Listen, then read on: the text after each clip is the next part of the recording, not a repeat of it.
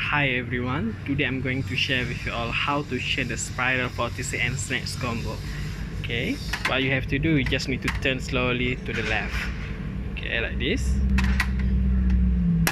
Okay, and then pull slowly. Now, you already dismantle the spiral.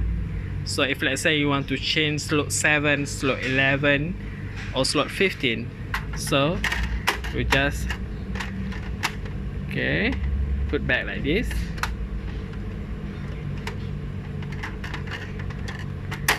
Okay, and then turn to right. Okay, done. Okay, easier way. Hopefully that you can boost your cell with new spiral. Thanks.